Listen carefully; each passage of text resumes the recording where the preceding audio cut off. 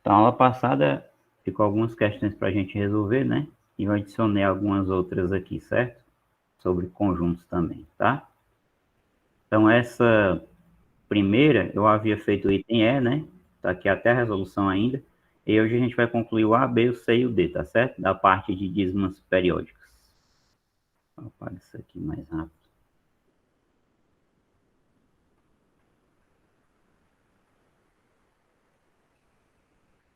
Então, vamos lá. Vamos resolver aqui o item B. Então, de acordo com... Quer dizer, o item A, né? De acordo com a teoria que a gente viu, a gente pode separar aqui a parte inteira, né, da parte decimal. Então, você tem 2,444 reticências. Então, a parte inteira aqui é o 2. E aqui a parte decimal é a dízima, 0,444 reticências. A gente viu que chamando isso aqui de x e multiplicando por 10, né?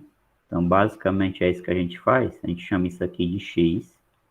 Multiplicamos os lados por 10. Essa vírgula desloca uma casa para a direita. Fica 4,444, assim vai, igual a 10x. Em seguida, a gente viu que pode separar aqui a parte inteira da parte decimal. E aí, o que é interessante para nós aqui é que esse camarada que aparece aqui é exatamente o x que a gente batizou aqui no começo.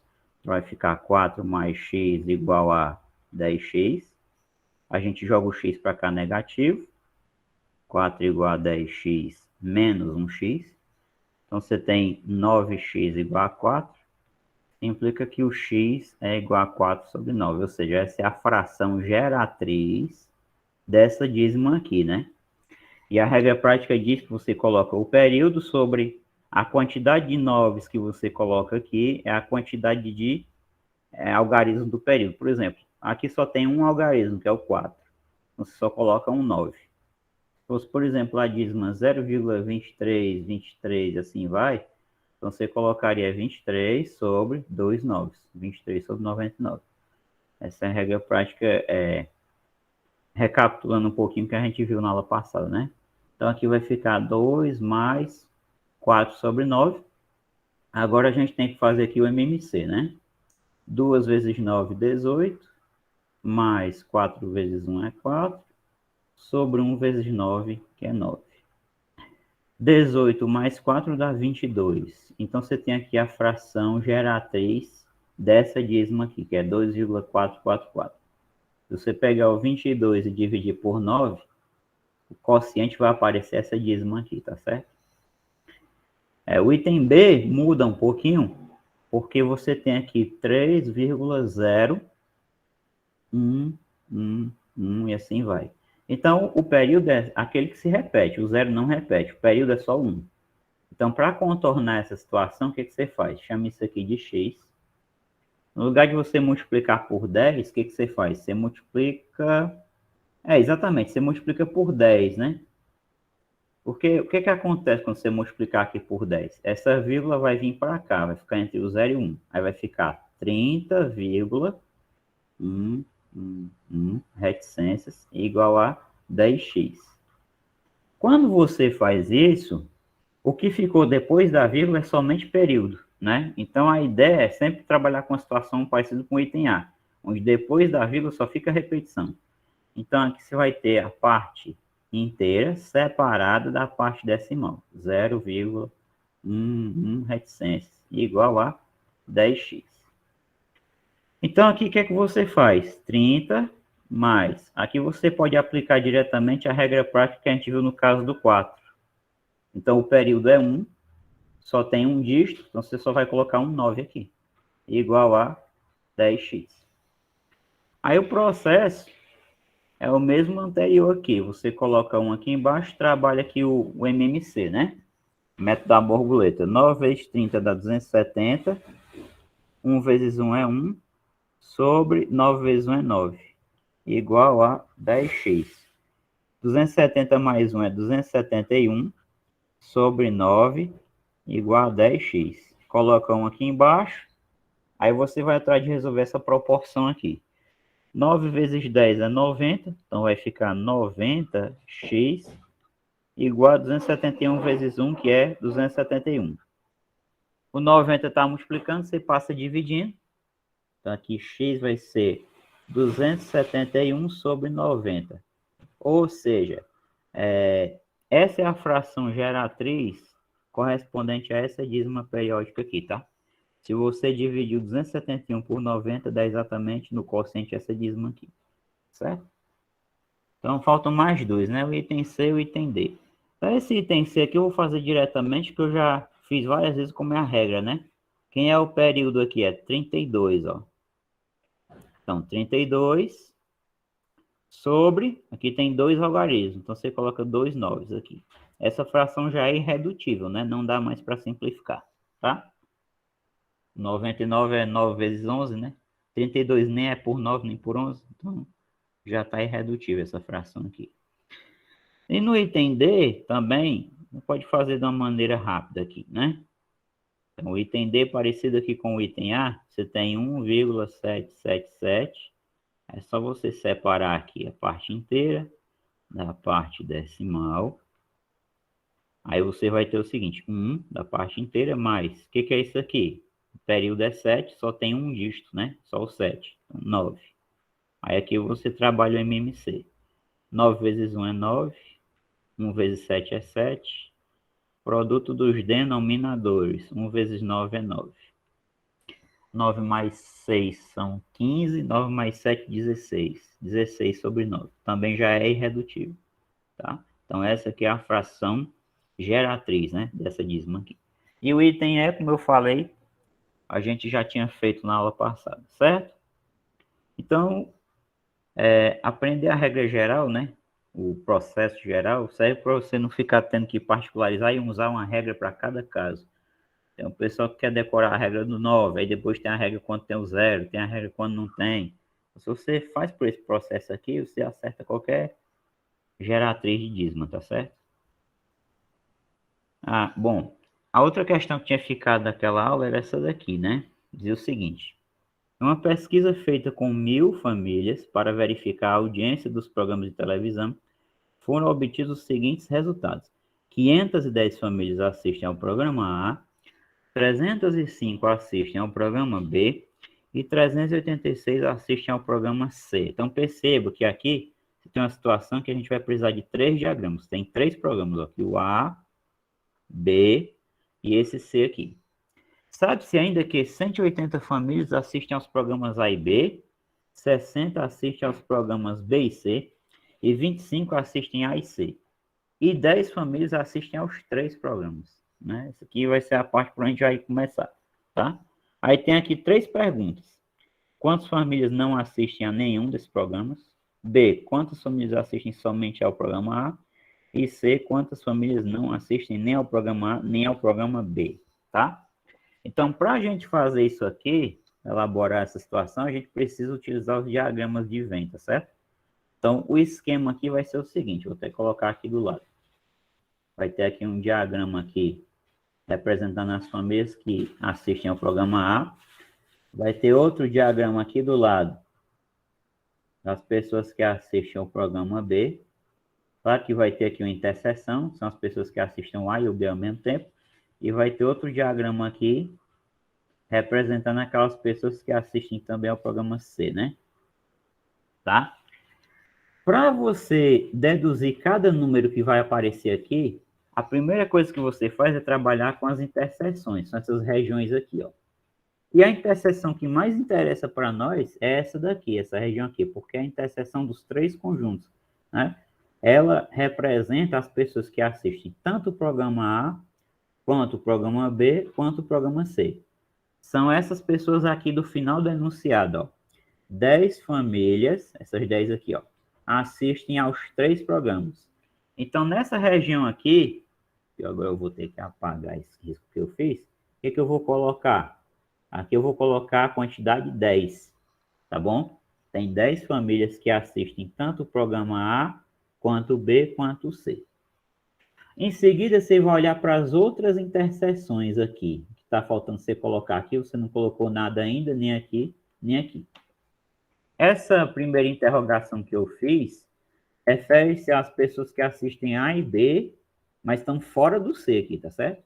Então, preste atenção. Eu vou fazer mais um esquema aqui embaixo, para ficar bem claro o que eu vou falar para vocês agora, tá? Vou colocar aqui o A e aqui o B. Presta bastante atenção. Ó, vamos ler o enunciado. 510 famílias assistem ao programa A, 305 assistem ao B, 386 assistem ao C. Sabe-se ainda que 180 famílias assistem aos programas A e B. Então, estou interessado nesse valor aqui, ó. 180 famílias assistem aos programas A e B. 180. Então, esse 180 vai para essa interseção aqui do A com o B. O que que acontece? Por que que aqui, na minha interrogação, eu não vou colocar 180? Porque se eu colocar 180 aqui, mais esses 10, vai ficar 190, tá certo? Então, o que que eu tenho que fazer? Eu tenho que subtrair esses 10 aqui, que estão dentro da interseção do A com B. Não importa se eles também assistem o C, isso não importa. O que importa é que eles assistem A e B. Então, estão dentro dessa contagem aqui, de 180. Então, aqui em cima vai ficar o quê? 170. Porque esses 170 mais esses 10 compõem as 180 pessoas que assistem A e B, tá certo? Qual é a diferença dessa fatia aqui de 170 para essa fatia aqui de 10? É que essa fatia dos 170, eles assistem o A e o B, mas não assistem o C. Essa fatia de 10 aqui, eles assistem o A, o B e também assistem o C, tá certo? Então, este processo de subtrair que eu apliquei aqui, ele vai ser aplicado na interseção do A com o C e vai ser também aplicado na interseção do B com o C, tá certo? É uma questão de lógica, tá bom? Então, note que aquela regiãozinha de baixo, ó, essa regiãozinha aqui está dentro dessa região de interseção aqui, tá certo? Então, muita atenção nisso. Vamos lá, vamos continuar aqui a leitura do enunciado. 305 assistem ao programa B, não vou mexer com isso agora. 386 ao programa C. 180 eu já utilizei. 60, então eu vou até apagar esses riscos que eu já fiz aqui, para mostrar onde é que eu estou vendo aqui os dados. Ó, então aqui, ó, 60 assistem aos programas B e C. Então esses 60 aqui estão na interseção do B com o C. Na interseção do B com o C, já tem 10, ó. Se você representar aqui, tá aqui o B do lado direito, né? E aqui o C aqui embaixo, ó. Aqui tá o C, né? A interseção do B com o C é isso aqui, ó. Só que já tem 10 aqui.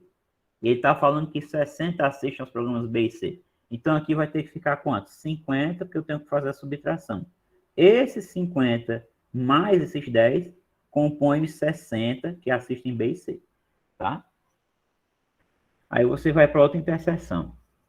25 assistem A e C, né? Então, A e C, aí você pode colocar aqui o esquema, tá aqui o conjunto A, o conjunto C tá aqui embaixo, ó.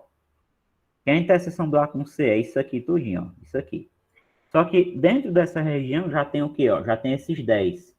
E ele tá falando que 25 famílias assistem A e C. Então, dessas 25, você tem que subtrair 10. 25 menos 10 é exatamente o quê? 15. Agora, a partir do momento que eu já completei todas as minhas interseções, é que eu vou começar a me preocupar com essas regiões aqui. E não vai ser problema nenhum, porque a partir do momento que eu tenho as interseções, é só pegar a quantidade de cada conjunto e subtrair da soma do que está dentro dele, de cada um desses, tá? Então, vamos fazer isso aqui com calma. O que ele fala bem aqui? Foram obtidos os seguintes resultados. 510 famílias assistem ao programa A. Essas 510 famílias que assistem ao programa A, elas estão divididas em algumas classes. Dentre essas 510, tem 170 famílias que assistem A e B, tem 10 famílias que assistem A, B e C, e tem 15 famílias que assistem ao A e ao C, tá certo? Então, se você coloca 510 aqui, está errado. Porque essa 510 aqui é uma faixa que está compreendida nessas 4 divisões aqui. É por isso que quando a gente vai fazer o diagrama, é fundamental que a gente comece pelas interseções, tá bom? Então, o que eu tenho que fazer dentro do conjunto A? Preste atenção. O que eu vou fazer? Vamos desenhar aqui só o conjunto A, que é para ficar claro o que eu estou dizendo. Ó, pega o conjunto A. Dentro desse conjunto A já tem 3 quantidades. O 170 ali em cima, o 10, que está na interseção dos 3, né? E o 15. Então, eu faço essa soma aqui, tá? 170 com 10 dá 180. 180 com 15, quanto é que dá? 195. Eu tenho que subtrair esse 195 aqui, que é a soma desses 3, das famílias que assistem o programa A, que é 510, que é para poder ficar correta a interpretação. Então, eu tenho que pegar 510 e tenho que tirar 195. Tá certo? A ideia é isso aqui, tá? Então, o processo para fazer essa continha básica aqui é o seguinte: 510, 195. Eu não posso tirar 5 de 10, né? Ou, desculpa, 5 de 10 eu posso. Eu não posso tirar 5 de 0, né? Então, eu pego um emprestado daqui e jogo para cá. Aí aqui vai ficar 10, né? Vai ficar 10 unidades. Quando eu pedir emprestado, eu tirei um daqui, aqui vai ficar 0. 0. Eu não posso tirar 9 de 0. Então, eu peço um emprestado daqui do 5. Aqui vai ficar 4. E aqui vai ficar 10. 5 para 10, 5. 9 para 10, 1. E 1 para 4, 3. 315. Tá certo? Então, aqui eu tenho que colocar o quê? No diagrama A, 315. Tá certo? Se eu pegar esses 315, somar com 170, mais 10, mais 15, vai dar o total de famílias que assistem ao programa A. Tá certo? 315 com 15 dá 330, né? 330 com 10 dá 340. 340 com 170, 0, 7, 4, 11 vai 1, 1 e 3, 4. Opa, deu quanto aqui? 330, 10, 340. 7, 4, 11 vai 1, 3, 4, mais um 5, é exatamente, 510, tá bom? Então, esse processo você vai aplicar aqui para o B e vai aplicar para o C. Claro que você tem que olhar aqui no enunciado, né? Ó. 305 famílias assistem ao programa B. Então, o que você vai fazer? Você vai olhar quantas famílias já tem aqui dentro do B, tá certo? Então, eu posso fazer aqui um diagrama aqui do lado. Aí está aqui o conjunto B. Dentro do B já tem 170, tem essas 10 aqui, e aqui tem as 50 que assistem o B e o C. Se você soma essas 3 quantidades, quanto é que dá? 170 mais 10 dá 180. 180 com 50 dá 230, né? Então, eu tenho que fazer o quê? Eu tenho que tomar essas 305 e tenho que subtrair 230. 0 para 5, 5. Aqui pede um emprestado, aqui fica 2, aqui fica 1. 3 para 10, 7. 2 para 2, né? Nada. 75, tá? Então, aqui vai ficar 75. Para completar o C, é o mesmo processo. Você vai olhar o que está dentro do C. O que tem dentro do C? Vai colocar aqui. Vai colocar o C aqui embaixo. Ó, 15, 10, 50. Quanto é que dá essa soma aqui? 50 com 10 dá 60, né? 60 com 15 dá 75. Quantas são as que assistem o programa C? Vamos olhar aqui. 386 famílias assistem ao programa C, né? Então, o que você tem que fazer? Você tem que pegar 386 e subtrair essa soma aqui, ó.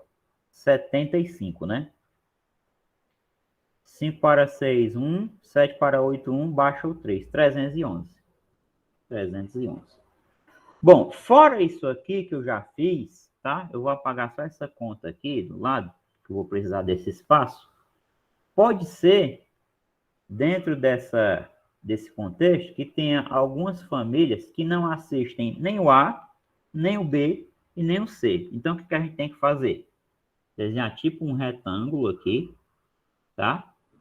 E aí, dentro desse retângulo, fora dos conjuntos A, B e C, mais ou menos aqui assim, você coloca aquelas famílias que não assistem nem o A, nem o B, nem o C. Se tiver, às vezes tem, às vezes não tem. Vai depender do total de pessoas. Então, vamos dar uma olhada aqui no enunciado de novo, desde o começo.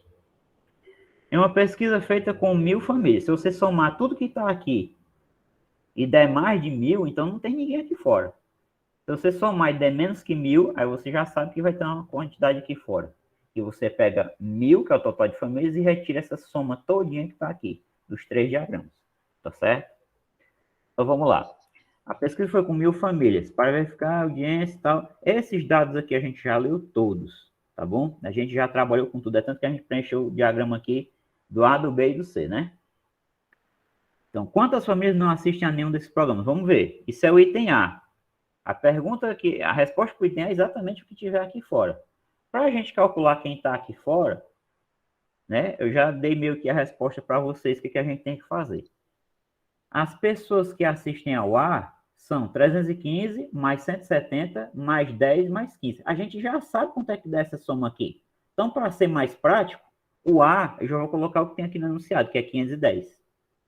510, né?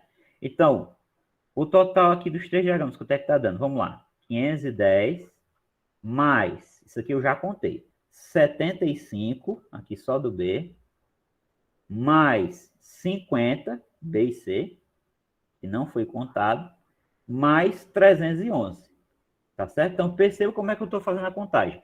Essa soma aqui, ó, eu já sei quanto é.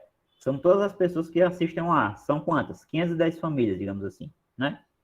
Então, pega essa soma, mais 75, mais 50, mais 311. E vou ver quanto é que dá essa quantidade aí, tá bom? Então, vamos ver quanto é que dá essa conta aqui. Vamos lá. Para saber se tem alguém ali fora. Então, é o seguinte aqui. 510 com 75, 5 mais 0 é 5, 7 mais 1 é 8, baixo 5, né?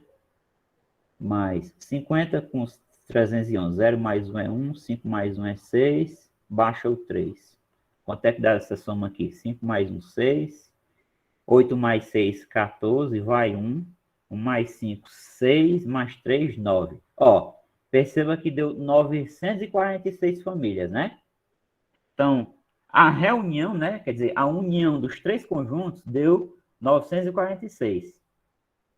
Como a pesquisa foi feita com 1.000 pessoas, deve ter famílias aqui fora. Então, para descobrir quem está ali fora, o que você faz? Você pega as 1.000 famílias, que foram parte da pesquisa, e retira 946. 6 para 10, 4, vai 1. Mais 4, 5, para 10, 5, vai 1. 1 mais 9, 10, para 10, nada. 54, tá certo? Então, existem 54 famílias aqui fora que não assistem nem ao programa A, nem o B, nem o C. Então, depois que você faz o diagrama, que você já interpretou aqui, é que você vai para os itens. O item A já está respondido. Quantas famílias não assistem a nenhum desses programas? Resposta, 54. Quantas famílias assistem somente, preste atenção nessas palavras, somente, apenas, tá certo? Somente ao programa A. Quantas assistem somente ao programa A? 315, ó. Essas aqui, ó, estão dentro só do A. Essa região aqui pertence só ao A, né? Essa região aqui, ó, pertence só ao A. Essa região aqui não, né? Pertence ao A e ao B. Essa região também não. Essa daqui pertence ao A e ao C. Essa daqui pertence ao A, B e C. E essa aqui pertence ao A e ao B, né? Então, quem pertence só ao A, 315. Então, está respondido também o item B. Aí, o que ele pergunta aqui, no item C? Quantas famílias não assistem nem ao programa A, nem ao programa B? Preste atenção que também é uma questão de lógica, tá certo? Quem não assiste ao programa A e nem ao programa B é quem está fora da união desses dois conjuntos. Fora disso aqui, ó. A união de A com B é isso aqui, ó. Isso é a união de A com B, ou seja, essas pessoas aqui, essas famílias aqui, todas elas ou assistem ao A ou ao B. Pode ser que assista aos dois. Pode ser que assista só um deles, tá?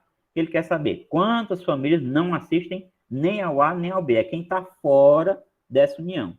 Quem está fora dessa união aqui? Essas 311 aqui. Porque quem assiste só ao programa C, quem assiste somente ao programa C, não assiste nem ao A nem ao B. E essas 54 aqui. Por que essas 54 famílias vão entrar na contagem? Porque quem não assiste nenhum dos três, né? É uma questão de lógica. Quem não assiste nenhum dos três, não assiste nenhum A nem ao B. Se ele não assiste nenhum dos três, tá bom? Então, nessa última parte, a interpretação correta é essa, tá certo? Quem não assiste ao programa A nem ao programa B é quem está fora da união de A com B. Ou seja, esses 311 aqui, tá? 311 mais 54 que não assiste a nenhum dos três. Como eu falei, quem não assiste a nenhum dos três, não assiste nem ao A nem ao B. Então, essa soma aqui dá quanto? 1 mais 4, 5. 1 mais 5, 6. 365 famílias, tá bom? Então, com isso, a gente conseguiu concluir a questão, tá certo? Deixa eu apagar só isso aqui para não ficar borrado quando eu mandar o PDF, tá? Então, a ideia é essa, tá certo? Trabalhe com as interseções para você começar.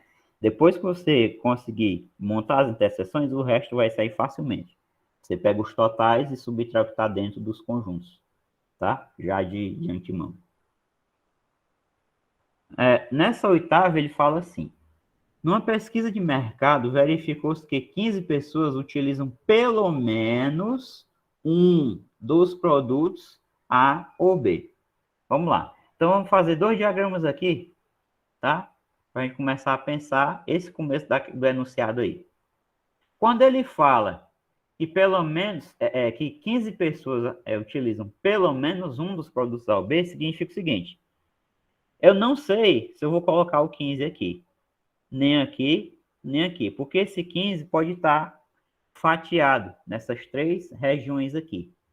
Quando ele coloca que 15 pessoas 15 pessoas utilizam pelo menos um, você tem aquelas que utilizam só um, são essas aqui, e tem aquelas que utilizam os dois. Porque quem utiliza os dois, é óbvio que ela utiliza pelo menos um, né? Quem utiliza dois, utiliza pelo menos um. Isso é uma questão de lógica, tá certo? Então, por exemplo, poderia acontecer algo como isso aqui. Sei lá, 5, 5 e 5 aqui também. Essa soma, ó, 5 mais 5 mais 5 dá 15. Dá 15 pessoas que utilizam pelo menos um dos produtos. Tem 5 pessoas que utilizam o A, apenas o A. Então, e tem 5 pessoas que utilizam apenas o B. Elas utilizam pelo menos um produto? Utilizam exatamente um produto, né? Aqui utiliza exatamente um, que é o A. Aqui utiliza exatamente um, que é o B. E essas aqui utilizam pelo menos um, porque elas utilizam os dois, o A e o B, tá? Outra coisa que poderia acontecer é o seguinte, poderia aqui ter 6, aqui 4 e aqui 5. 6 mais 4 mais 5 vai dar 15, tá? Então, eu não sei, tá certo? Essa quantidade aí, eu não sei como é que ela vai se distribuir, tá? Eu não sei, não tenho a certeza. Então, eu deixo ela para depois. O que ele fala aqui na frente? Sabendo que 10 dessas pessoas não usam o produto B e que 2 dessas pessoas não usam o produto A. Qual é o número de pessoas que utilizam os produtos A e B? Então, esse problema é um pouco diferente do anterior. Primeiro, porque aqui no anterior tinha 3 diagramas. E aqui eu já tinha as interseções, né? Aqui eu só tenho 2, que são os produtos A e B. E ele não me falou interseção. A interseção é exatamente o que ele quer saber. Qual é o número de pessoas que utilizam os produtos A e B? Então, para a gente resolver esse problema, eu não tenho como jogar quantitativos aqui agora. Então, eu tenho que algebrizar o problema um pouco mais. Eu vou colocar aqui Azinho, Bzinho e Czinho, para poder montar equações.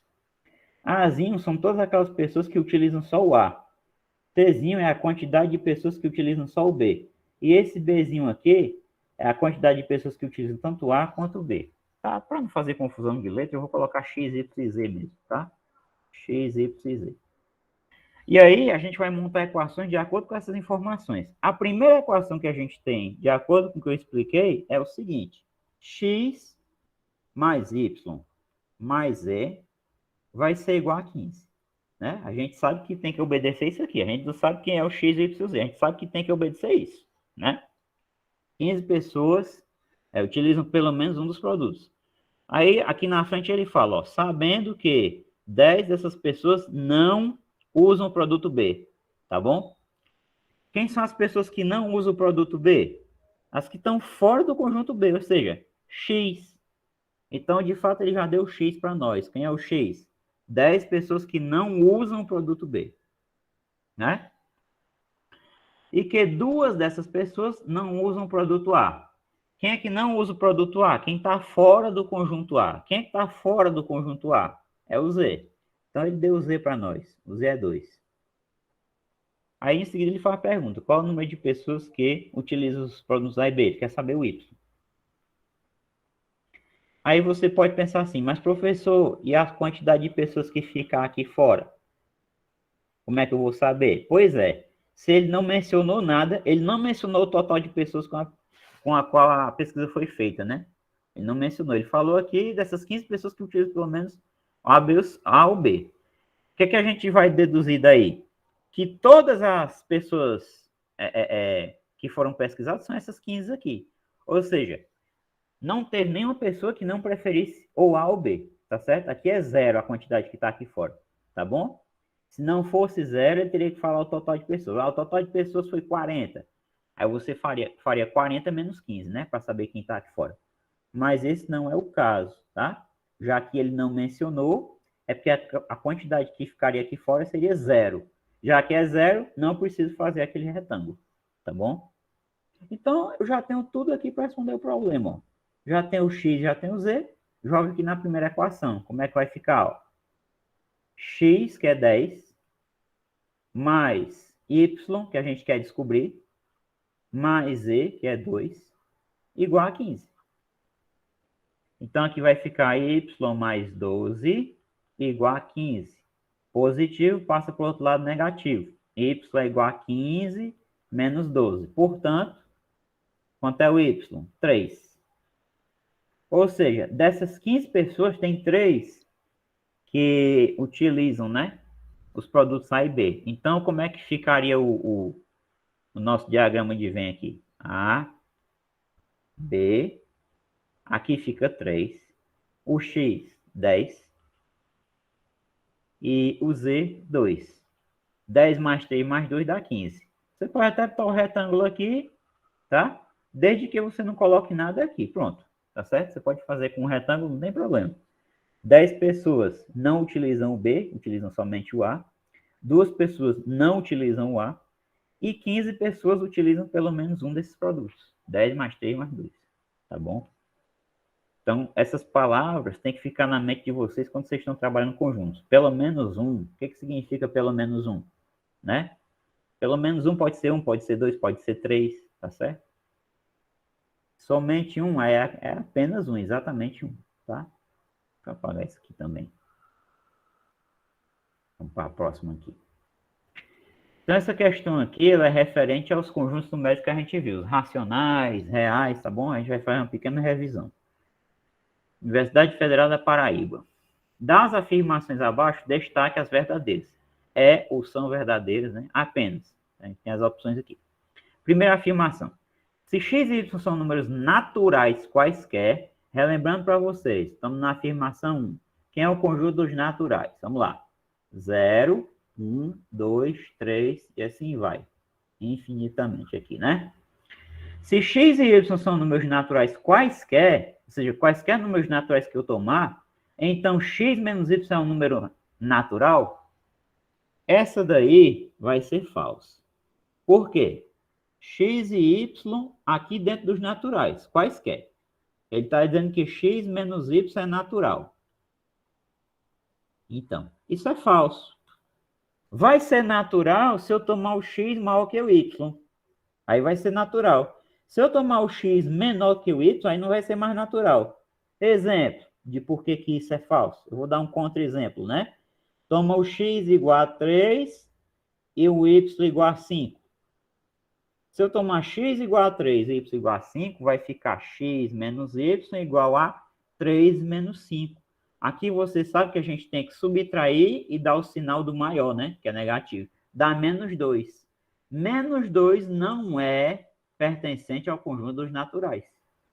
E aqui você pode montar o seu exemplo. Tem vários exemplos que dão certo. Quer ver? Eu vou colocar aqui outro. Toda vez que eu pegar o x menor que o y, isso vai acontecer, ó. X igual a 10 e y igual a 16. Então, se eu pegar x menos y, vai ficar 10 menos 16. Subtrai e dá o sinal do maior. Vai ficar menos 6, que também não é natural. Então, nem sempre que eu pegar dois números x e y quaisquer naturais, essa diferença x menos y vai ser natural. Ela vai ser natural se o x for maior que o y. Se o x for menor, ela vai ser negativa, vai ser inteira negativa. Tá bom, pessoal? Então, a primeira aqui é falsa, tá certo? A primeira aqui é falsa. A segunda. Se x é um número racional, ou seja, é uma fração ou um número que pode ser colocado na forma de fração. Então, recapitulando, eu vou para 2 agora, né? O conjunto Q dos números racionais são as frações ou números que podem ser colocados na forma de fração, em que o A é inteiro, pertence a Z, o B também é inteiro, né? Pertence a Z, e além disso o B tem que ser diferente de zero, né? Porque ele é o denominador. Então esse é o conjunto dos racionais. Só para recapitular, o que ele está afirmando aqui? Se x é um número racional qualquer, y é um número irracional qualquer, então x mais y é um número irracional. Então vamos julgar isso aí. Vamos lá. X é um número racional qualquer. Y é um número irracional qualquer. Então, x mais y é um número irracional. Isso é verdade. Por que que isso é verdade? Porque se o x já é racional, né? Y é um número irracional, se x mais y fosse racional, tá certo? Se isso aqui fosse racional, então o x, sendo racional, implicaria que o y também é. Vou recapitular, porque essa daqui é um pouco mais difícil. Preste atenção, deixa eu dar um exemplo numérico. Digamos que tu tem assim, ó. Suponha que o x é 1/2. E que eu digo que x mais y é igual a 3/4, por exemplo. Então, o que eu disse foi o seguinte. Se a soma x mais y for racional e uma das partes, ou seja, o x ou o y, não faz. Aqui é o x. E o x é racional, então o y tem que ser racional obrigatoriamente. Por quê? Porque se eu trocar aqui o x por 1/2, olha o que vai acontecer, ó. 1/2 mais y é igual a 3/4. Aí esse 1/2 que está somando, está positivo, você passa para cá negativo, né? Vai ficar y é igual a 3/4 menos 1/2. Isso aqui vai ser racional. Você faz o MMC, né? 3 vezes 2, 6. Menos 4 vezes 1 é 4. Sobre 4 vezes 2, 8. 6 menos 4 dá 2. Eu não vou me preocupar em simplificar isso, não. Eu quero só mostrar para vocês que o resultado é racional, né? Ó, isso aqui pertence aos racionais, é uma fração, tá? Então, preste atenção no que foi que eu falei. Se você sabe que a soma é racional e uma das parcelas é racional, a outra parcela, que no caso y, vai ter que ser racional, tá certo? Então, se ele está dizendo que o x é um número racional qualquer e o y é um número irracional, então a soma tem que ser irracional mesmo, a soma não pode ser racional. Porque se essa soma fosse racional, já que o x é racional, o y teria que ser racional e não irracional, tá certo? Essa daqui é verdadeira. Você pode até fazer um exemplo direto. Como é o exemplo direto? Pega um número racional x e depois pensa no y irracional. Aí tu vê o que acontece com x mais y. Vamos pegar aqui, por exemplo. Ó, vamos fazer um exemplo direto. É claro que isso não demonstra, é só para a gente pensar um pouquinho. Um exemplo direto. Pega um x racional, sei lá, 3/5. Agora tu pega um y que seja irracional, do jeito que ele quer. Pode ser o π mesmo, pode ser raiz de 2. Se você fizer a soma, x mais y, vai dar um número irracional com certeza. Ó, 3/5 mais raiz de 2. Isso aqui é irracional. Porque se isso aqui fosse racional, como essa primeira parte aqui é racional, o raiz de 2 seria racional. Só que a gente sabe que o raiz de 2 é irracional. Ele é uma dízima não periódica, né? 1,41, 42, assim vai. Nunca vai ter período, tá certo? Então isso aqui, com certeza, essa soma x mais y não pertence, desculpa, né? Ao conjunto dos racionais. Se não pertence ao conjunto dos racionais, é porque ela é irracional, tá certo? Então, a segunda aqui é verdadeira, tá? Terceira, se x e y são números reais, tais que x vezes y é igual a 1, então x é igual a 1 ou y é igual a 1. Isso aqui é falso. Perceba que bem aqui ele falou o seguinte, ó. X e y são números o quê? Reais. Se são números reais, não necessariamente eles são inteiros, tá? Podem até ser irracionais, tá? Faz que x vezes y é igual a 1. Então, x igual a 1 ou y igual a 1, falso. Eu vou dar vários exemplos aqui para vocês de dois números reais, x e y, tá? Nessa terceira aí. Faz que o produto deles é igual a 1 e nenhum deles é igual a 1. Quer ver? X igual a 2 e y igual a 1 meio. Esse aqui já serve. Ó, 1 meio. Nem o x é igual a 1, nem o y. E, no entanto, esse produto aqui é igual a 1. Quer ver, ó? X e y vai ser igual aqui, ó. 2 vezes 1 meio. 2 vezes 1 é 2, dividido por 2 dá 1, né? Outra forma de concluir é que você pode cancelar o 2 com 2. X vezes y é 1. Tem uma infinidade aí. Se você pegar números naturais aqui, x, para ser um número natural qualquer, o x, você encontra sempre uma solução. Se você botar x igual a 3, você encontra o y igual a 1 terço. 3 vezes 1 terço vai dar 1. Se você colocar x igual a 4, o y vai ser 1 quarto, né? Na verdade, 4 vezes 1 quarto vai dar 1. Se você botar x igual a menos 2, você encontra o y igual a menos 1 meio. Menos com menos é mais, 2 vezes 1 é 2, dividido por 2 vai dar 1. Então, existe uma infinidade. Isso aqui se eu falar de números inteiros. Se eu quiser falar de números irracionais, eu poderia pegar x igual a raiz de 2 e bastava pegar o y para ser o inverso dele, 1 sobre raiz de 2. Ó. Tá? Você racionaliza isso aqui se você quiser. Se você pegar raiz de 2 e multiplicar por 1 sobre raiz de 2, cancela isso aqui e fica 1. Ó. Nenhum desses números aqui é igual a 1. Tá certo? Então, a ideia é essa. Aquilo ali é falso. Tá certo? Ele está falando de números reais. Se ele trocasse isso aqui por números naturais, né? Aí seria verdadeiro, né? O mais, ele teria que trocar esse ou por i, né? Porque se fosse números naturais, seria 1 em 1, porque 1 vezes 1 dá 1. Tá certo? Então, essa daqui é falsa, tá? A gente encontra vários contra-exemplos, tá bom? A quarta. Se x e y são números irracionais, ou seja, não podem ser colocados na forma de fração, quaisquer, né? Irracionais quaisquer. Então, o produto x vezes y é um número irracional. Essa daqui é falsa. Tá? A gente vai mostrar com um exemplo. O que ele está dizendo aqui? Se x e y são dois números irracionais quaisquer. Ele está falando assim, se eu pegar dois números irracionais quaisquer e fizer o produto, a multiplicação, x por y. Então, esse resultado é um número irracional. Isso é falso. Vou mostrar um exemplo. Eu vou pegar dois números x e y irracionais, vou multiplicar e vou mostrar que o resultado dá um número racional e não irracional. Tá certo? Vamos pegar aqui a quarta. Essa quarta aí. Quarto, né? X e y irracionais implicam x, y irracional. Essa implicação aqui, eu estou dizendo para vocês que é falso. Contra-exemplo para ela, ó. Eu vou tomar x igual a 2 raiz de 3. Isso aqui é irracional. E vou pegar y igual a raiz de 3. Também irracional, né? Vamos multiplicar.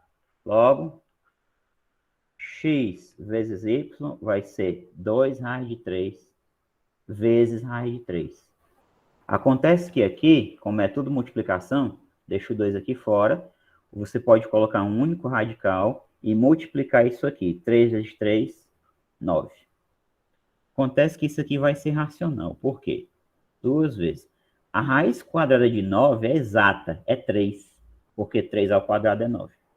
2 vezes 3 dá 6. Como nós sabemos, pertence ao conjunto dos racionais. A gente viu que todo número inteiro, né, pode ser colocado na forma de fração. 6 sobre 1, 12 sobre 2, isso aqui eu sei, né? E assim vai, tá? Então é falso, ó. Eu acabei de mostrar com um exemplo aqui, ó. Eu peguei um número x, que é irracional, 2 raiz de 3, é uma dízima não periódica. Eu peguei o y, que é raiz de 3, uma dízima não periódica, e multipliquei. Quando eu multipliquei, eu não obtive um número irracional, eu obtive um número racional. E aí, você pode criar vários exemplos utilizando isso aqui. Tem um exemplo mais interessante ainda que você pode criar que utiliza produtos notáveis. Você pode tomar o x, por exemplo, para ser 3 mais raiz de 2. Aí você toma o outro com o sinal de menos aqui, ó. Y é igual a 3 menos raiz de 2. Esses dois números aqui são irracionais. 3 mais uma dízima não periódica, 3 menos uma dízima não periódica. Ó, se eu multiplicar, se eu pegar x vezes y, vai ficar 3 mais raiz de 2 vezes 3 menos raiz de 2. Já sabe que eu não posso escrever assim, né? Eu tenho que colocar aqui os parênteses, né? Dada a distribuição. A maneira de desenvolver isso aqui é distribuir no braço mesmo, ou então você utilizar o produto notável, produto da soma pela diferença, que é o quadrado do primeiro menos o quadrado do segundo, tá bom? Ou você faz assim diretamente, como eu estou fazendo utilizando produto notável, então você vai distribuir. 3 vezes 3, 9. Mais com menos, menos. 3 vezes raiz de 2, 3 raiz de 2. Mais com mais, mais. Raiz de 2 vezes 3 é 3 raiz de 2. Mais com menos, menos. Raiz de 2 vezes raiz de 2, raiz de 4. Aí você cancelaria isso aqui, ó, porque isso aqui é zero, né? Tem sinais contrários. 3 raiz de 2 menos 3 raiz de 2. E aí, o que ficou? Ficou só 9 menos raiz quadrada de 4. Mas isso aqui vai ser racional. 9 menos 2, que dá quanto, ó? 7. Pertence aos racionais, né? Então, isso aqui, eu estou mostrando essa forma aqui, para você fazer distribuindo, tá? O 3 multiplicando, lendo o sinal, depois o raiz de 2. Se você quiser fazer por produto notável, segue aqui na frente, tá? Então, aqui vai ser igual a quê? Ó, 3 ao quadrado, 9, menos. Aqui, ó, tem um 2 aqui no índice do radical, que vai cancelar com esse point aqui, ó. Fica 2. 9 menos 2 vai dar o mesmo 7 aqui, ó. Pertence aos racionais. Então, mais uma vez, eu peguei dois números irracionais, multipliquei e o resultado deu um número racional. Então, é falso. Essa afirmação aqui é falsa, de que sempre que eu pegar dois números irracionais quaisquer e multiplicar, o produto é irracional. Isso aqui é falso, tá? Então, o que ficou como verdadeira? Só a segunda. Então, verdadeira é apenas a 2. Apenas 2. Tá bom? É isso aí. Essa décima acho que foi a última que tinha ficado aquele dia, e essas outras que eu coloquei aqui são novas, né? Então, essa décima aqui é sobre intervalos de números reais, tá certo? Intervalos. Então, ele fala o seguinte. O intervalo A vai do menos 2 até o 3, aberto no 3. Ó. Essa notação com o colchete para fora significa que é bola aberta no número que está aqui, do menos 2. Tá? E aqui no 3 vai ser fechado. Se a notação fosse assim, ó, o colchete ao contrário, virado para a direita, né? Assim, então o menos 2 pertenceria ao intervalo, tá bom? Então, já falando isso aqui para quem não estudou ainda, são intervalos reais, existe uma maneira da gente representar isso aí na reta real. Como é que a gente representa? Está aqui a reta real, né? Vocês conhecem. Aqui vai ser a origem, né? Que é o zero, tá? Aí tem o menos 2. Então, menos 1, menos 2, bem aqui. Aí vai ter o 3. 1, à direita do zero, 2, e aqui o 3. Preste atenção no que eu vou fazer agora. Então, aqui, vou apagar um pouquinho aqui e aqui. Aqui eu vou fazer uma bolinha aberta. E aqui também. O que é esse intervalo na reta real, né? Então, é o seguinte. Como o intervalo é aberto no menos 2, que o colchete está assim, ó, virado para cá, né? Do lado esquerdo. Essa bolinha vai continuar aberta. Como aqui no 3 é fechado, então eu vou pintar essa bolinha aqui. Tá certo? A bolinha do 3, a gente vai ter que pintar ela. Professor, e se fosse aberto no 3, como era a representação aqui? Se fosse aberto no 3, você ia representar assim, ó. Se fosse aberto no 3 também, né? Aberto no menos 2, aberto no 3, seria assim, ó. Tá? Então, seria aberto no 2, aberto no 3. Como é que seria fechado no menos 2 e aberto no 3? Fechado no menos 2, aberto no 3. Aberto no 3. tá certo? Então, essas representações aqui é importante que vocês saibam, tá certo? Isso aqui são intervalos reais, tá certo? Intervalos reais. Então, vamos lá. No 2, bolinha aberta, porque o 2 não está contido no intervalo aqui. Não vai ser contemplado. O 3 vai ser contemplado, bola fechada. Aí, você vai ter todos os números nessa faixa aqui, ó. Tá certo? Todos os números entre o 2 e o 3, incluindo bola fechada, incluindo aqui o 3, porque o 3 está dentro do intervalo, de acordo com a representação. Então, isso aqui é um conjunto, tá certo? É um subconjunto do conjunto dos números reais. Todo intervalo real é um subconjunto dos números reais, que a gente pode representar graficamente assim, tá certo? Então, tá aí a representação. Isso aqui é a reta real, que representa o conjunto R que eu coloquei aqui. Então, isso aqui representa o conjunto A, esse intervalo aí, tá? Quem é o B? 0 e 5. Então, eu vou fazer a mesma coisa, ó. Eu vou fazer a mesma coisa aqui embaixo, para ter o mesmo referencial. Vou colocar aqui a reta da mesma cor, né? Vou colocar aqui a reta numérica, tá? Vou fazer aqui a orientaçãozinha só para ficar legalzinho. O 0 embaixo do 0, presta bastante atenção, tá? Isso é importante, o 0 aqui embaixo do 0. O intervalo B vai do 0 ao 5. Então, vamos lá.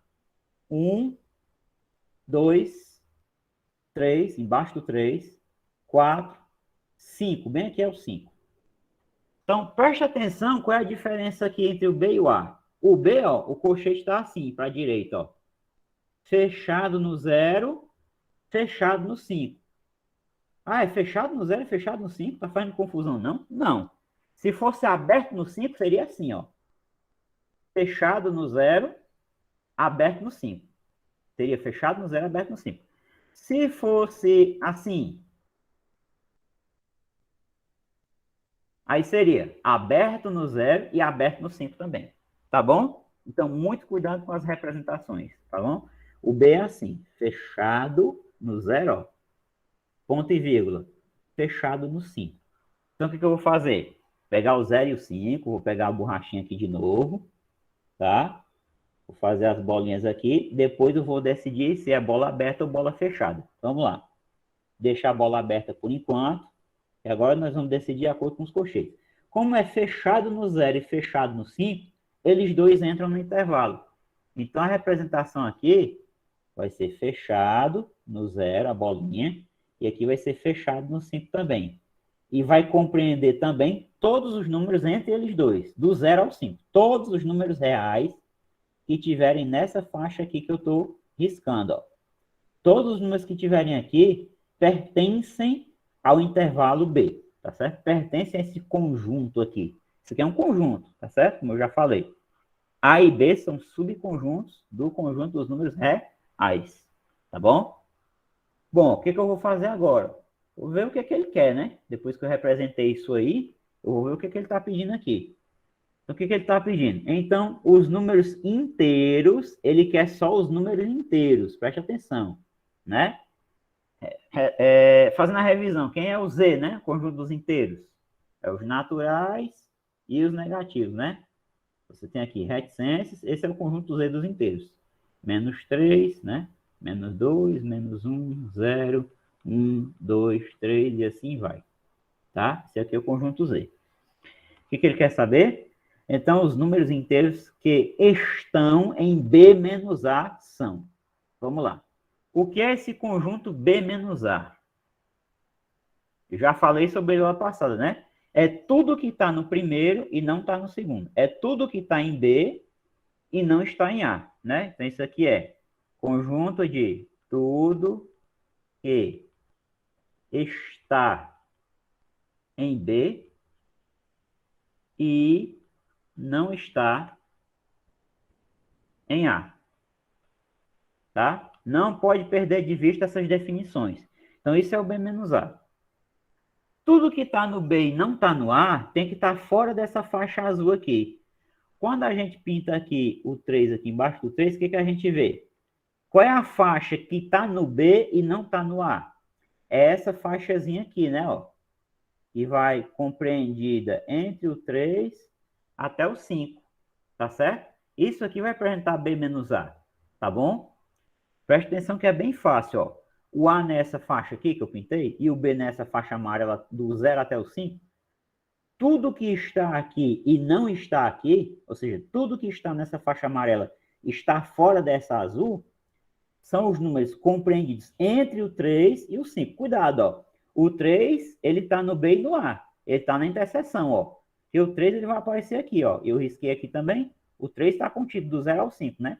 O 3 é maior que 0 e menor que 5. Então, se a gente quer B menos A, para deixar representado legalzinho ali, o que é o B menos A, vai ser isso aqui, ó. B menos A na reta vai ser isso aqui, ó. O que eu vou fazer? Eu vou tomar aqui o 5, ó, 5 embaixo do 5, para ficar melhor vocês verem. Isso aqui está no B e não está lá no A, ó, porque o A só vai até o 3, tá? E tudo que tiver aqui antes, ó, é claro que eu deveria colocar outra cor, depois eu coloco, tá? Prometo. E aqui o 3, ele está na interseção, então ele não vai para o B menos A, ele está tanto no A quanto no B. Então o 3 aqui, vou deixar aqui por enquanto, e agora eu vou usar a borracha aqui, porque aqui vai ser bola aberta, tá certo? Bola aberta. Então, aqui eu estou representando o conjunto B menos A. Tudo que está no B e não está no A. Vou fazer aqui de amarelo. De vez mesmo. Tudo que está no B, ó. Isso aqui está no B e não está no A. Isso aqui está no B e não está no A. Tudo isso aqui, ó. Até aqui. Cuidado que o 3 não vai, tá? Que ele está na interseção. Então, se eu quiser escrever aqui um conjunto, tá? Só para enriquecer os conhecimentos da gente, um conjunto ou um intervalo que represente B menos A seria isso aqui. Aberto no 3, ponto e vírgula. Fechado no 5. Fechado no 5. Ou, se eu quiser utilizar a notação de conjuntos para representar, seria assim. B menos A é o conjunto dos números x pertencente aos reais, tais que esses números menores ou iguais ao 5, né, porque o 5 entra no intervalo, e maiores do que 3, ou seja, 3 menor do que x, tá certo? Então, se eu quiser, eu tenho duas formas de representar. Aqui é representando através de intervalos reais e aqui é através de conjuntos, tá certo? Tudo isso aqui serve para dizer isso aqui, tá? Esse intervalo aí que a gente representou graficamente. Mas no problema, ele pede os números inteiros que estão em B menos A. Então, quem são os únicos números inteiros que estão nesse intervalo? O 4, né, que é maior que 3, menor ou igual a 5, e o próprio 5. Tá certo? Então, os inteiros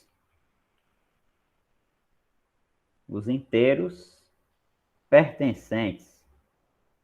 Estou falando os inteiros, tá? Eu estou dizendo que aqui é claro que tem infinitos, tem uma quantidade infinita de números reais aqui, tá? Nesse intervalozinho. Os inteiros pertencentes a B menos A são 4 e 5. Unicamente eles, né? 4 e 5. Então, aqui o item correto aqui é o item C.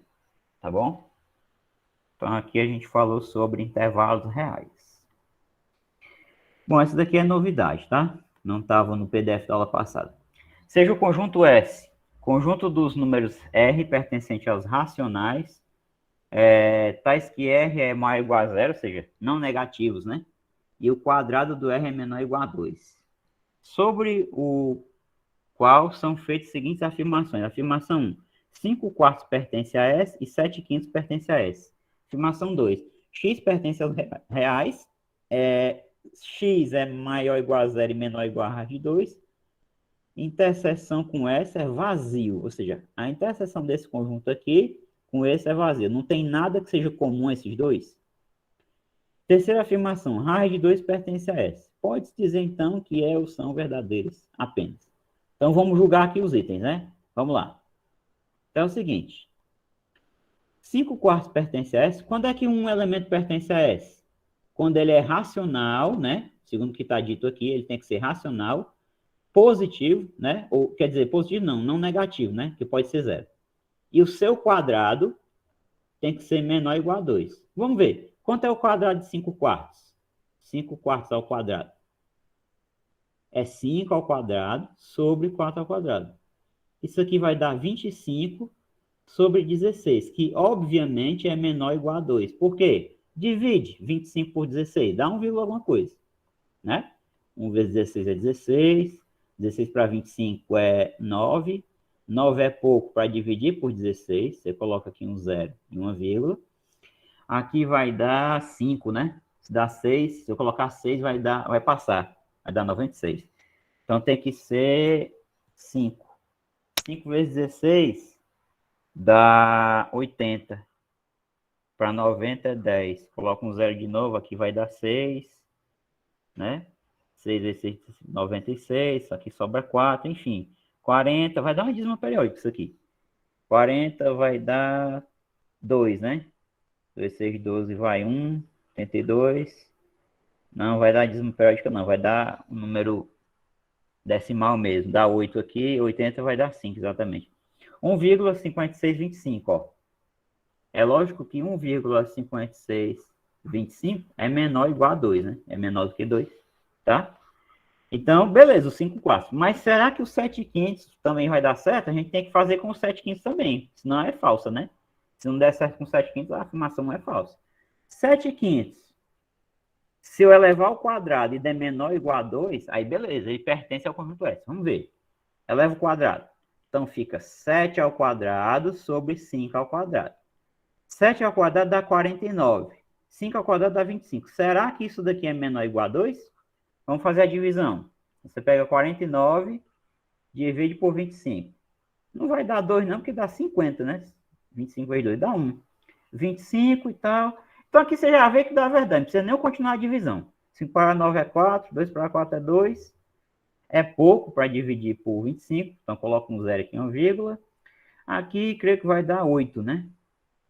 8 vezes 5, 40 vai 4. 8 vezes 2, 16. 17, 18, 19, 20. 200. Se eu botar um 9, vai passar. 9 vezes 5, 45 vai 4. 9 vezes 2, 18. 19, 20, 21, 22, né? Não passa não. Enfim, dá 9. Eu não vou continuar a divisão porque não precisa. Então deu aproximadamente 1,9. É bem pertinho do 2, mas é menor do que 2. Então é menor ou igual a 2. Essa notação menor ou igual, para vocês não terem dúvida, tem que satisfazer um ou outro, tá bom? Não os dois. Ou é menor ou é igual, tá bom? Se um dos dois se verificar, então é verdade. Então, verificou, né? Verificou. De fato, pertence ao conjunto S. Então, aqui é verdadeira. Afirmação 2. X pertencente aos reais, tal que X é maior ou igual a 0, menor ou igual a raiz de 2, interseção com S é vazio, né? Quer dizer, esse conjunto não tem nada a ver com o conjunto S aqui. Creio que isso aqui seja falso. Por que vai ser falso, né? A gente tem que, não pode só dizer, tem que mostrar por que é falso. Vamos pegar um número aqui, nessa faixa, tá? E vamos mostrar que o número dentro desse conjunto também pertence ao S. O número mais fácil da gente pegar para mostrar que isso é falso é R igual a 1. Primeiro, 1 é racional, é maior ou igual a 0, e o seu quadrado é menor do que 2. Porque 1 ao quadrado é 1, que é menor ou igual a 2, né? Menor do que 2, tá? O 1 pertence a esse conjunto aqui? Pertence. Porque o número 1 é um número que está dentro desse intervalo. Ele é maior ou igual a 0 e é menor ou igual a raiz de 2. Como nós sabemos, a raiz de 2 é aproximadamente 1,41, né?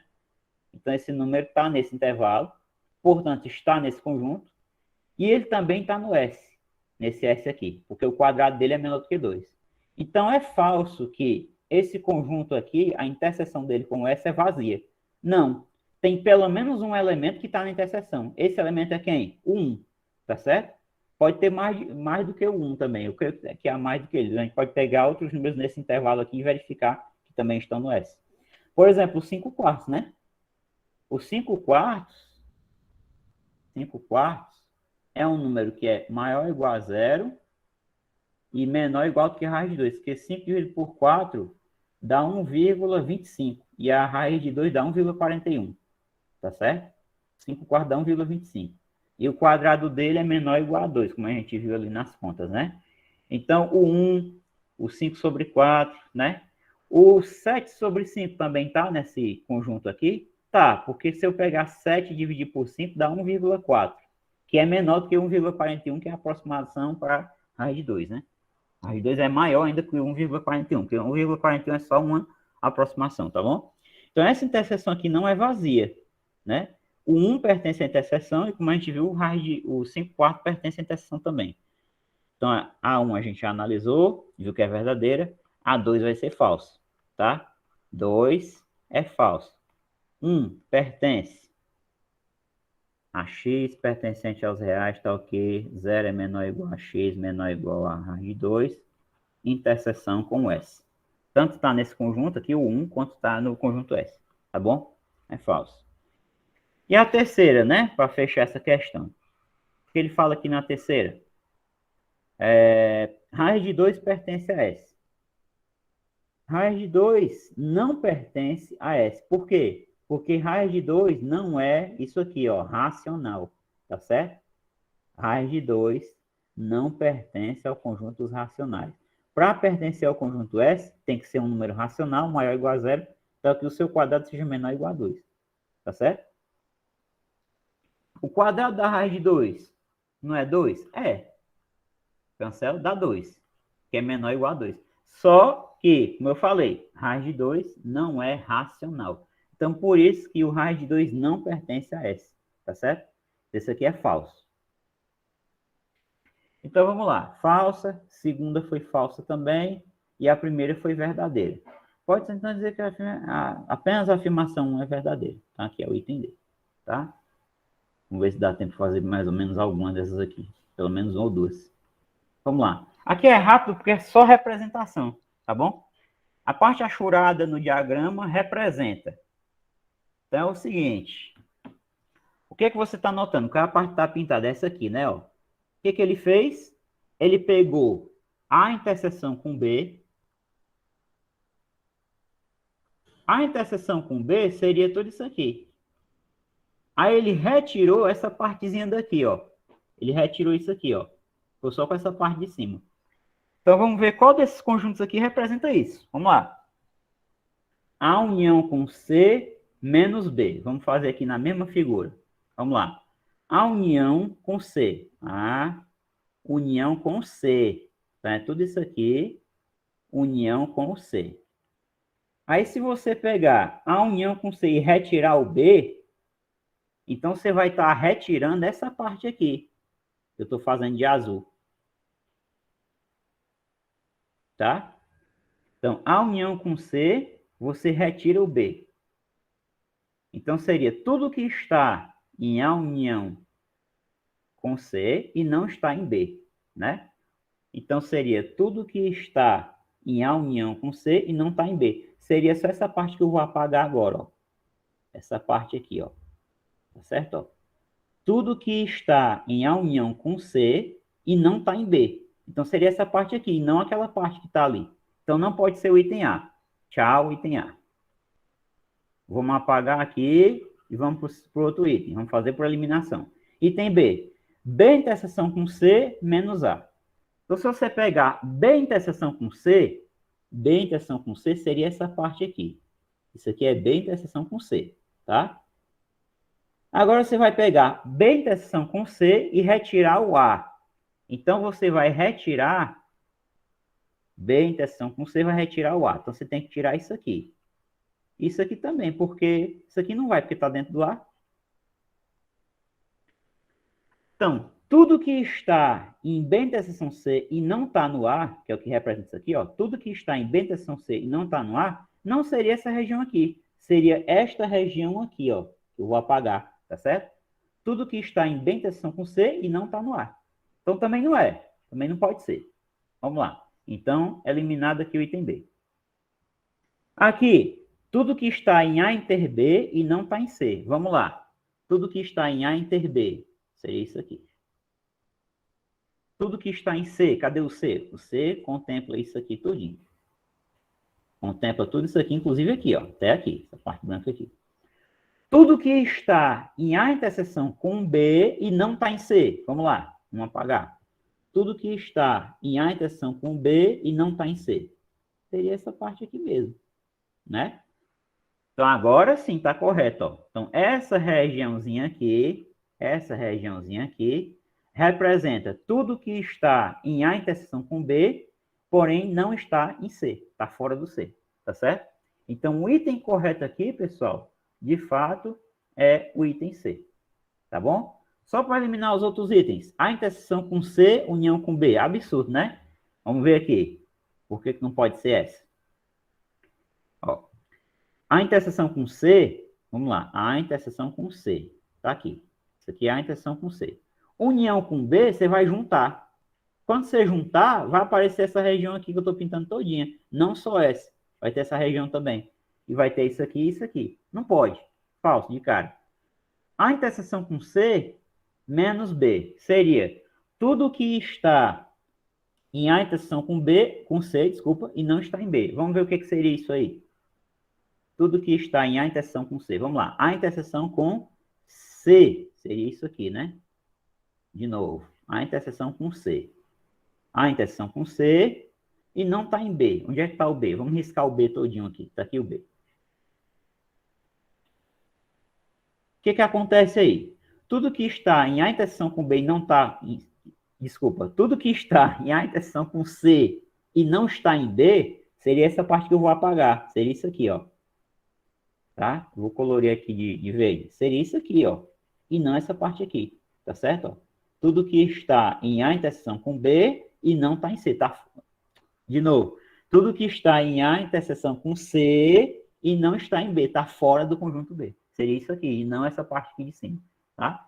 Então, se você não matasse o item C de cara, você eliminaria o D e o E. Tá bom? A ideia é isso aqui. É uma questão de lógica. Tá certo? Pode ser que dê para você fazer com mais álgebra essa questão, supondo alguns valores aí para os elementos dos conjuntos, mas não quis fazer assim não, quis fazer da forma mais rápida, tá? Outra de representação. A parte assinalada no diagrama representa o que? Essa parte aqui. Então, o que essa parte aqui representa? Está em A, né? Está em A, não está em B, não está em C, enfim, vamos ver aqui os itens.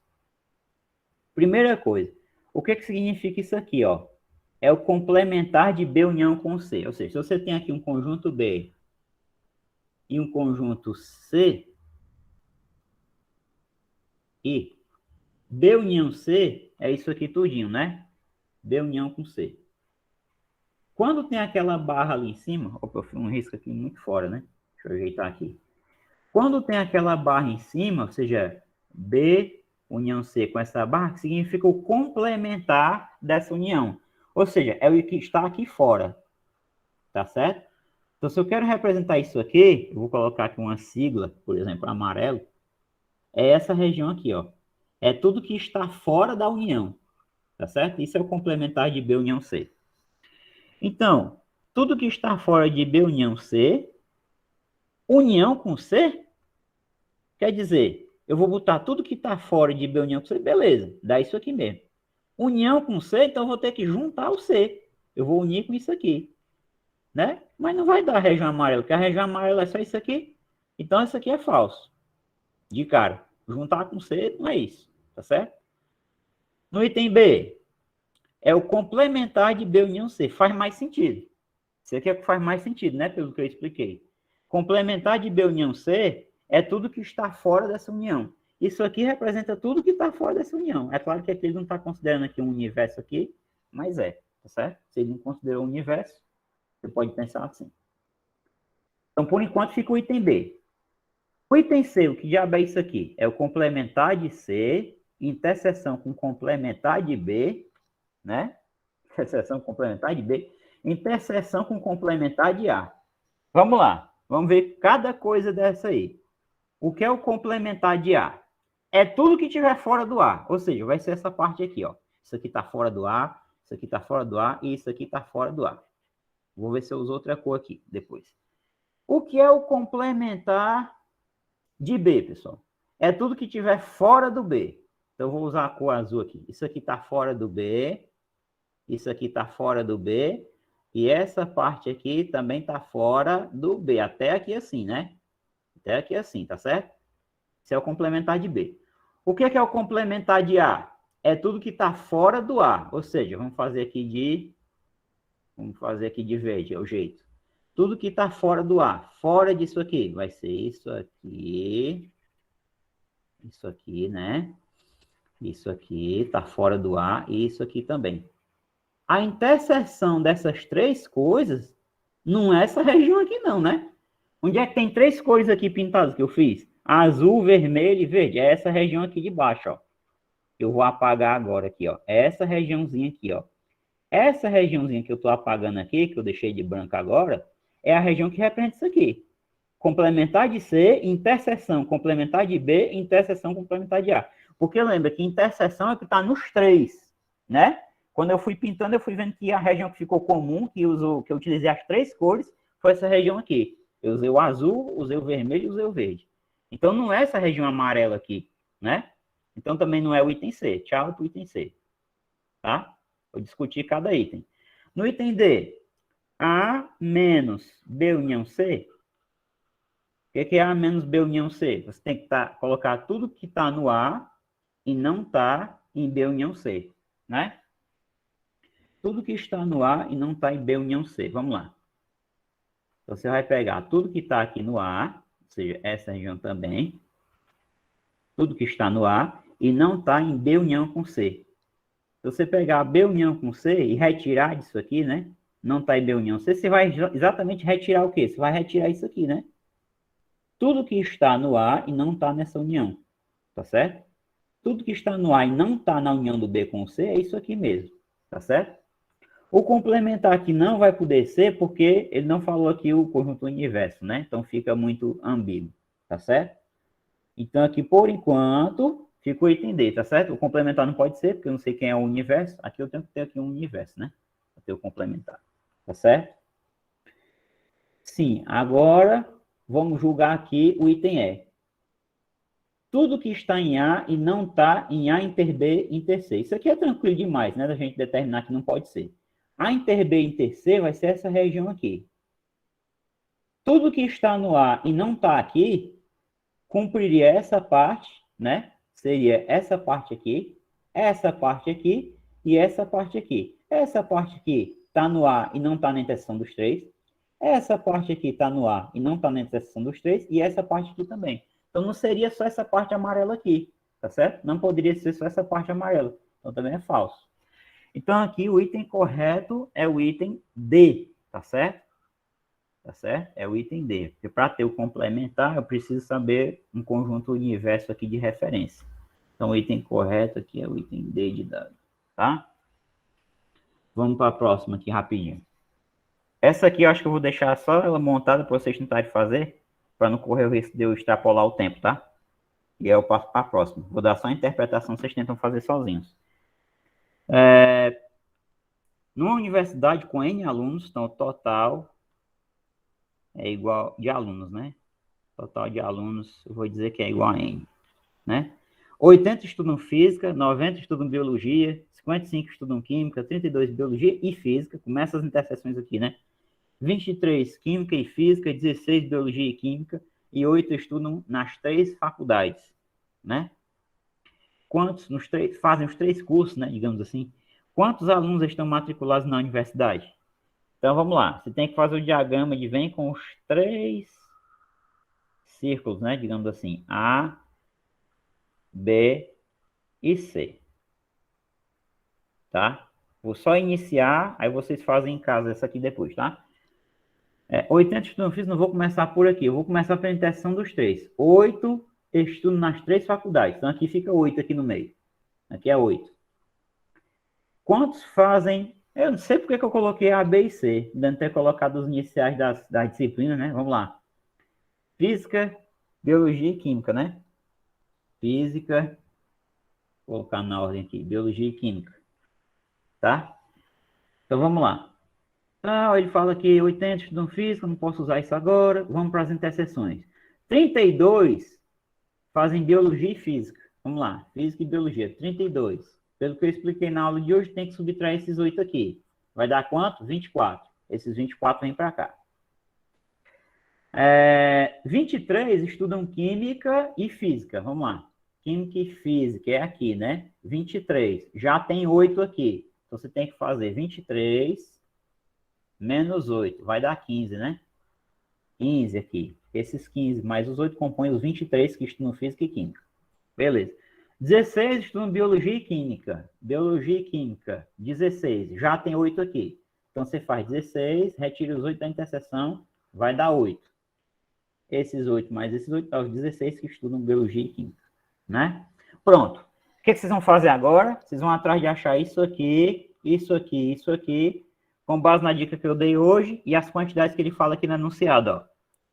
Por exemplo, aqui ele fala no início, 80 estudam física. O que você vai fazer? Se 80 estudam física, você não vai botar 80 aqui. Você tem que somar essas três quantidades aqui, 24 mais 8 mais 15, e subtrair dos 80, para achar quem está aqui. O mesmo raciocínio para a biologia, o mesmo raciocínio para a química, tá? Na universidade, com N alunos, tal. Todo mundo estuda alguma coisa, né? Então, aqui não vai ter aquele retângulo, né? Está todo mundo matriculado, né? A lógica é que todo mundo estude pelo menos um desses cursos, física, biologia ou química. Então, não tem necessidade de botar o retângulo aqui. O que vocês vão fazer para descobrir o N? Somar. Vocês vão somar a quantidade que aparecer aqui, mais essas tudinhas aqui e tal, e vão dar a resposta, que vai ser o N, tá bom? Então, vocês vão atrás de achar isso aqui, isso aqui, isso aqui, e o N vai ser a soma, vai ser a união, tá certo? O N vai ser a união. Deixa eu ver quantas faltam aqui. Ah, só tem mais essa? Ótimo. Vamos terminar aqui rapidinho. Considere os seguintes subconjuntos de números naturais. Está aqui o N, que é o conjunto naturais, 0, 1, 2, 3, 4, assim vai. O conjunto P, conjunto de números naturais maiores ou iguais a 6, menores ou iguais a 20. Então, vou escrever aqui o P aqui embaixo, tá? Quem é o P, ó? 6, 7, 8, 9, 10, 11, 12, 13, 14, 15, 16, 17, 18, 19 e 20, porque é menor ou igual a 20, né? 19 e 20. Fechou. Esse é o conjunto P, explicitamente. Quem é o conjunto A? Conjunto dos números naturais que são pares, né? X pertencente a P, desculpa, conjunto dos elementos de P que são pares, né? X é par. Então, quem é esse conjunto A aí, pessoal? Quem é esse conjunto A? Vamos lá. X pertence a P, ou seja, tem que estar dentro do P, mas tem que ser par. Então, vamos lá. É o 6, o 8, o 10, o 12, o 14, o 16, o 18 e o 20. Tá? Isso é o A. Quem é o B? Conjunto B. Conjunto dos números pertencentes ao conjunto P, esse aqui. Tá escrito X, esses números são divisores de 48. Vamos lá. Divisores do 48, né? Vou chamar aqui um conjunto D dos divisores do 48. Os divisores positivos, claro, que eu vou pegar aqui. Então, o 1 é o divisor do 48, o 2, o 3, 48 dividido por 3 dá 16, o 4, 48 por 4 dá 12, o 5 não é, o 6, né? 6 vezes 8 é 48, 7, o 8, o 9 não, 10, 11, 12, 13, 14 não é, 15, 16, que é 2 vezes 8, 16, 17, 18 não, 18 não é não, 19, 20, 21, 22, o 24, que é a metade de 48, e o 48. Tem uma regra prática para não errar isso aqui, né? Deixa eu ver a quantidade que tem aqui, 1, 2, 3, 4, 5, 6, 7, 8, 9, 10. Para quem não lembra a regra prática, para determinar a quantidade de divisores, você pega o número e fatora, né? Quantidade de divisores positivos, né? Você pega o número e fatora. 48 por 2 dá 24, por 2 dá 12, por 2 dá 6, por 2 dá 3, por 3 dá 1. Então, dá 2 a quarta vezes 3. Aí, o que a regra prática fala? A quantidade de divisores, você vai pegar o expoente aqui e somar 1, vai pegar o outro expoente aqui, que é 1, somar 1 e vai multiplicar, né? Isso é que a regra prática diz. 4 mais 1 é 5, vezes 2, então tem que ter 10 divisores positivos, o 48, tá? Tem que ter 10. 1, 2, 3, 4, 5, 6, 7, 8, 9, 10. Tá aí. Todos os divisores positivos deles são esses. Então, vamos escrever o conjunto B agora. O que é o conjunto B? Conjunto dos X pertencentes ao P, esse primeiro aqui. Então, que X é divisor de 48. Quem são os divisores de 48 que estão dentro do P? Vamos lá. Dentro do P. Vamos lá. O 6. Ó, o 6. O 7 não. O 8. Tá aqui o 8. O 12. Está aqui o 12. O 16, está aqui o 16, ó. E acabou, né? Só vai até o 20. Então, o conjunto B vai ser 6, 8, 12 e 16. Fechou aqui a chave. Então, esse é o conjunto B explicitamente. O que é o conjunto C? X pertencente a P, tal que X é múltiplo de 5. Para ser múltiplo de 5, só pode terminar em 0 ou 5. Então, vamos escrever quem é o conjunto C. São os números pertencentes ao conjunto P, esse aqui, né?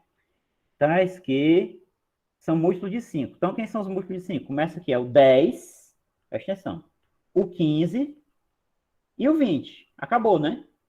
Você tem que terminar em 0 ou 5. Então, esse é o conjunto C. Depois que a gente escreve os conjuntos P, A, B e C, pessoal, é que a gente vai poder saber o que é isso aqui. O número de elementos do conjunto A menos B, interseção com C. Preste atenção que eu vou escrever agora quem é A menos B. A menos B é tudo que está no A e não está no B. Preste atenção. Tudo que está no A e não está no B é só tirar a interseção. Ó. 6, 8, 12 e 16. É só tirar essa interseção. Então, vai ser quem? O 10, o 14, o 18 e o 20.